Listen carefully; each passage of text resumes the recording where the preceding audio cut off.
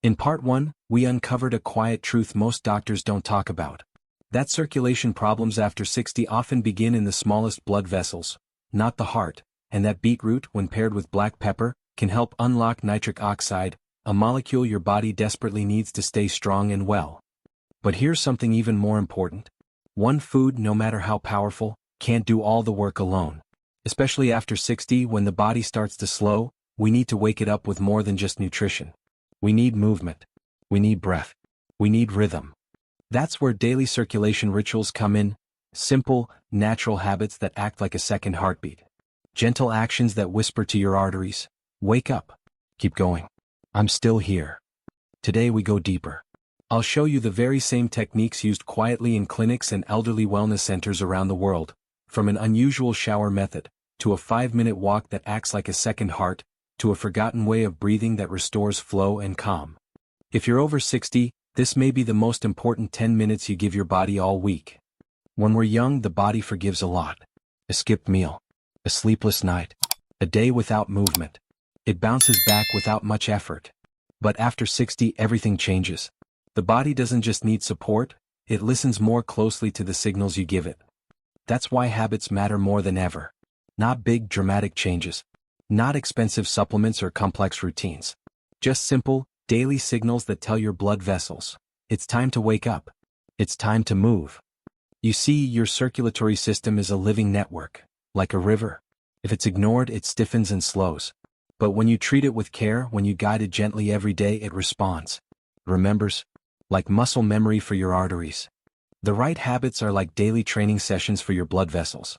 They teach them to open, to stretch, to carry life to every part of you, your brain, your legs, even the parts no one wants to talk about.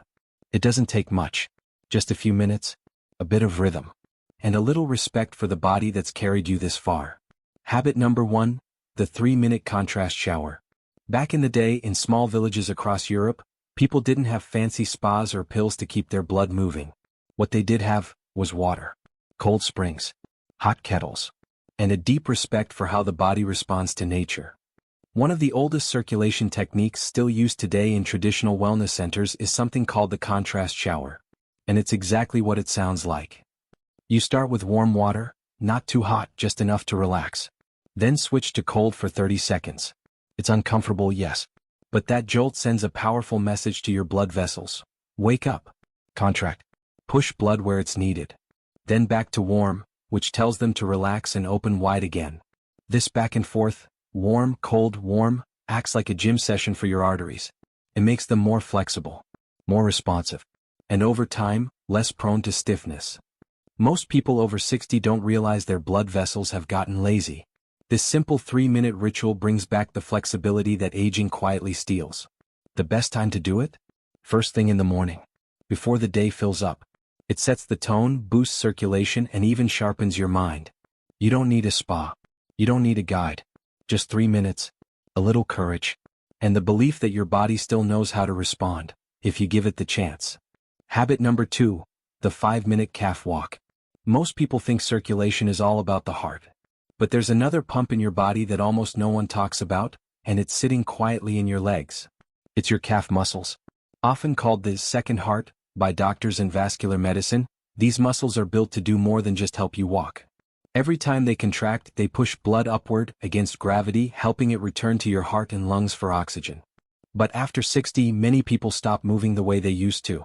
And when the calves stop flexing regularly, blood can begin to pool in the lower body, especially in the legs and pelvic region. That's when you start seeing swollen ankles, cold feet, and other, more personal signs of poor circulation. That's why I recommend this. A slow, deliberate 5-minute walk every day. But it's not just any walk. Focus on the heel-to-toe motion. Feel the calf engage with each step. That gentle squeeze is like pressing on a circulation pump. It doesn't have to be fast. You don't need a gym. Just 5 minutes in your hallway, your backyard, or even pacing gently in your living room while waiting for the kettle to boil. What matters is consistency. Because the more you activate those muscles, the more your body learns to move blood again, naturally. Think of it as a gift to your arteries. A quiet signal to say, keep going, keep flowing. I'm still here. Habit number 3, deep belly breathing.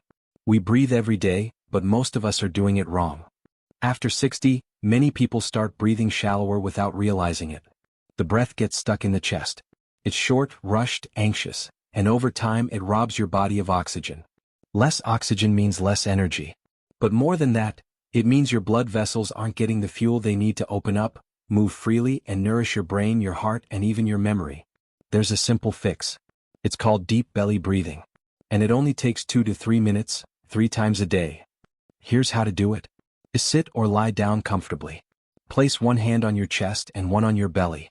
Inhale slowly through your nose for 6 seconds. Feel the belly rise. Hold the breath for 4 seconds. Then exhale gently through your mouth for 8 seconds, letting the belly fall. This simple breathing pattern not only brings in more oxygen, it also boosts nitric oxide levels, which help dilate your blood vessels. And there's something else. Deep breathing lowers stress hormones, like cortisol, which are known to tighten arteries and disrupt blood flow. Just a few minutes a day can literally help your body shift from survival mode to healing mode. It's quiet. It's gentle. But it's powerful. And over time, it's one of the most natural ways to restore the rhythm of your circulation, one breath at a time. Habit number 4, sleeping for circulation. Most people don't realize this, but the way you sleep can either heal your blood vessels or strain them. After 60, sleep isn't just about rest. It's the body's repair time. That's when your blood vessels rebuild, your heart rate slows, and your brain clears out toxins from the day. But here's the key: circulation must remain open during sleep, and many common habits quietly restrict it. For example, sleeping curled up or twisted can reduce blood flow to your legs, lower back, and even your pelvic region. And sleeping on your side can sometimes compress key arteries. That's why I recommend this simple habit. Sleep on your back with a small pillow or rolled towel under your knees. This position helps keep your spine aligned, your hips relaxed, and your circulatory system wide open, especially through the abdominal and pelvic areas, where many men and women start to feel decline after 60. Now don't stop there. Room temperature matters too. A slightly cool room, around 65 to 68 degrees Fahrenheit or 18 to 20 degrees Celsius, tells your blood vessels to relax and your nervous system to wind down. And make sure the room is dark. Even small lights can confuse your brain and reduce melatonin, the hormone that promotes deep, healing sleep. Finally, a small glass of water before bed, not too much, can prevent blood from becoming too thick overnight. Dehydration can quietly slow your circulation as you sleep. Your body wants to heal at night. All it needs is the right environment. Every night becomes a chance to wake up stronger than the day before. 7. Putting it all together, a simple daily rhythm. It's not about doing everything perfectly. It's about doing the right things, gently, consistently, every single day. You don't need a complicated schedule or expensive gadgets. What your body craves, especially after 60, is rhythm. A soft, steady rhythm that helps your blood vessels stay open, your heart stay light, and your mind stay calm. Let me show you how all these habits come together in a single, simple daily flow. Morning, wake up your blood. Start your day with a glass of room temperature water, about 16 ounces, and a pinch of sea salt. This rehydrates your blood and helps it flow better after a long night. Take a 3-minute contrast shower. Warm water for 1 minute, cold for 30 seconds, then warm again. This trains your blood vessels like a gentle workout. A deep belly breathing, just 2 to 3 minutes of slow, mindful breaths, in through the nose, out through the mouth. Oxygen in. Stress out. Prepare your beetroot drink. 1 tablespoon of beetroot powder plus pinch of black pepper plus 8 ounces of water. Drink it before your main meal. Midday, keep the flow going. After lunch, take a 5-minute heel-to-toe walk. No need to rush, just let your calf muscles pump blood gently back up from your legs. If you feel tired, don't reach for coffee. Try another 2 minutes of deep breathing. Sometimes oxygen is all your brain really needs. Evening, heal while you rest. And no heavy meals close to bedtime. Keep it light. A warm soup or soft vegetables are enough. A 1 small glass of water before bed, just enough to stay hydrated, not enough to interrupt sleep. Sleep on your back with your knees supported. Make sure the room is cool and dark. That's when your arteries relax and your body repairs itself. Day by day, this gentle rhythm tells your body, you're safe, you're supported, you can heal now. And when your body listens, it responds. This isn't about chasing youth. It's about reclaiming vitality. Not just for a moment, but for every morning after. Life lesson: small things change big things. Let me tell you something many people overlook, especially after 60. Healing isn't loud. It doesn't always feel dramatic. It doesn't happen overnight. It happens in whispers. In the small decisions you make. In the quiet habits you repeat. In the gentle signals you give your body every single day. You see, after a certain age, we're taught to expect decline, to accept stiffness, fatigue, and forgetfulness like they're just part of the package. But what if your body isn't giving up? What if it's simply waiting?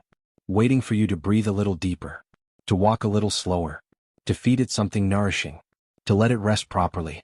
You don't need a miracle. You need a rhythm. A quiet pattern of care that says, I still believe in this body. Because your body hasn't forgotten how to heal. It just needs a reason to begin again. And when it gets that reason, even in the form of a beetroot drink, or a 5-minute walk, it doesn't just survive. It starts to glow. So take these habits, not as chores but as gifts. Let them guide your days gently and consistently. And trust, real health doesn't come from doing more. It comes from doing what matters, just enough. If this message speaks to your heart, leave a comment. Let me know which habit you'll try first. Or share this video with someone who needs a little hope. Because circulation isn't just about blood. It's about energy, memory, confidence, connection, and the freedom to live the way you were meant to, with strength, peace, and presence. And you still can. Freedom, not decline. You've been told that circulation is a health issue. But let me offer you something deeper. Circulation is a freedom issue. Because when blood flows, you don't just move easier, you think clearer. You feel warmer, not just in your hands and feet but in your presence. You speak with more calm, walk with more purpose, sleep with more peace. This isn't about fixing something broken. It's about returning to the body you were meant to have all along, one that breathes, moves, and lives fully. Yes, decline is part of life. But so is adaptation. So is healing. You're not too old. You're not too late. You're right on time. Right on time to give your body the quiet support it's been missing. Right on time to build new patterns. Right on time to choose freedom over fear. You've just spent 15 minutes listening not to a miracle cure, but a reminder that small daily choices still matter. That circulation isn't just a number, it's your life force. And that no matter how many birthdays you've had, there's still more life in you than you know. So here's to warm hands, steady steps, clear thoughts, and a peaceful heart. Take what you've learned, and begin again. If this spoke to you, please share it with someone you care about.